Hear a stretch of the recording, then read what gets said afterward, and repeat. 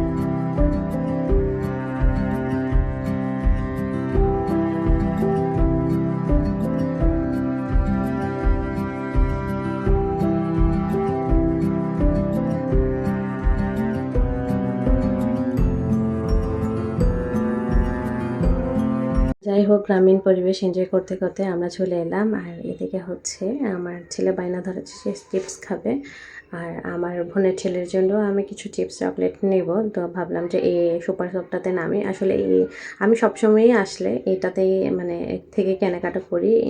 গ্রামের মধ্যে মানে খুব সুন্দর একটা দোকান, সব কিছুই পাওয়া যায় এই দোকানে। মানে পাওয়া যায় না এমন কোনো জিনিস নেই। তো আমরা আমাদের পছন্দ মতো জিনিস নিয়ে নিলাম। আর তো এখন রওনা দিলাম আর কি। এখন একদমই আপুর বাসার পাশে চলে এসেছি। মানে ওর বাসা থেকে এখন আমরা হয়তো 5-7 মিনিট বা 10 মিনিটেরই দূরত্বে। তো এর মধ্যে অটো রিক্সাতেও খুব আর্লি চলে আসে। তো আমরা চলে এলাম। এখন বাবার ছেলে খুব সুন্দর করে হেঁটে হেঁটে চলে যাচ্ছে, আর আমার হাতে সব হচ্ছে পুটলি ধরিয়ে দিয়েছে। কি আর করার, আমি নিয়ে যাচ্ছি আর কি। আর ফার্মের মুরগিগুলো মাশাআল্লাহ খুব বড় হয়ে গিয়েছে। গতবার যখন এখান থেকে যাচ্ছিলাম তখন একদম মুরগিগুলো খুব ছোট ছোট ছিল।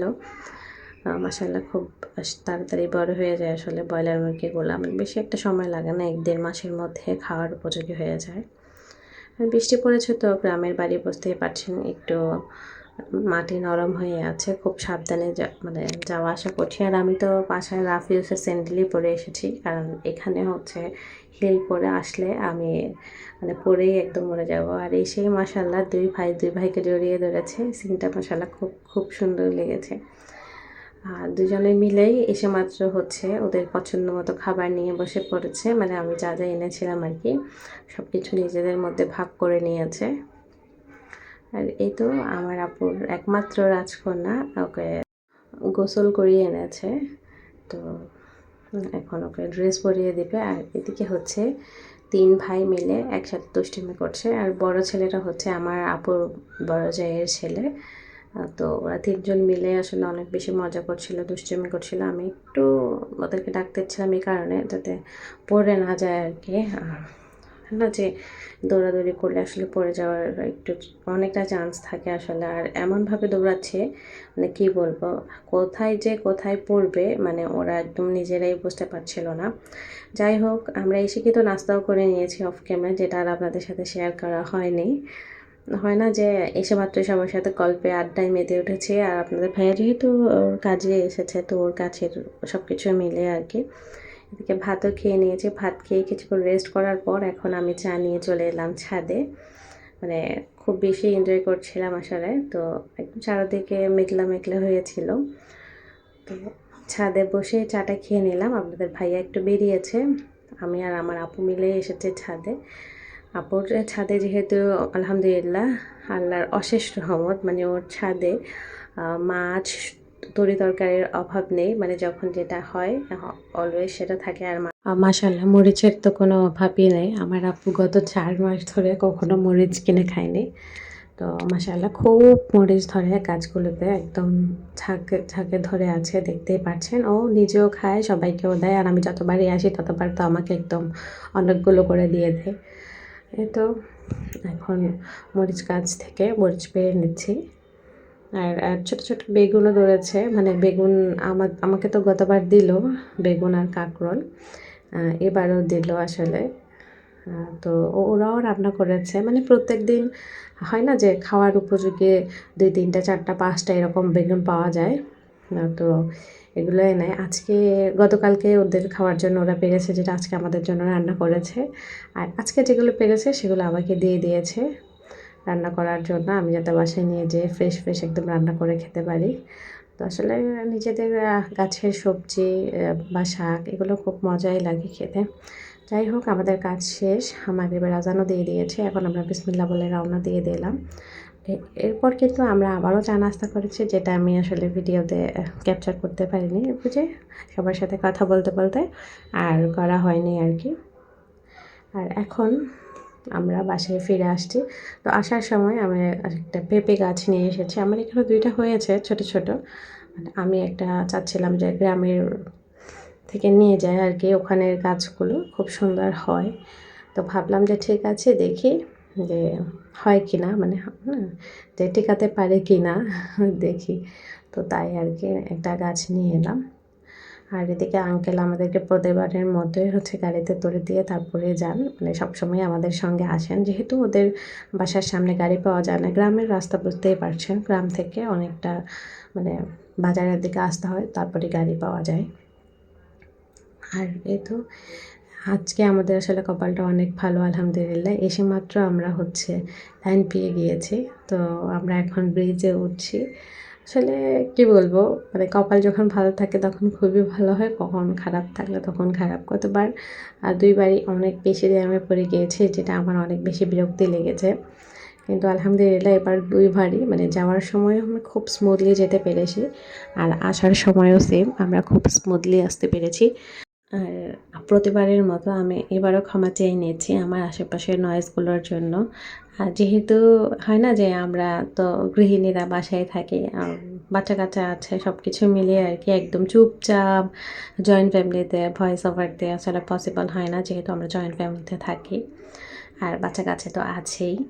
সব কিছু মিলিয়ে আর কি মাঝে মাঝে একটু নয়েজ হয়, বা আমাদের পাশে অনেক ভাড়াটিয়ারা আছে, মানে অনেক ঘর আছে, যেহেতু শহর এলাকায় থাকি হিজিবিজি তো সব জায়গা, তো আশেপাশে অনেক ঘর আছে, বাচ্চা কাচ্চা আছে, ওরা আসলে অনেক নয়েজ করে।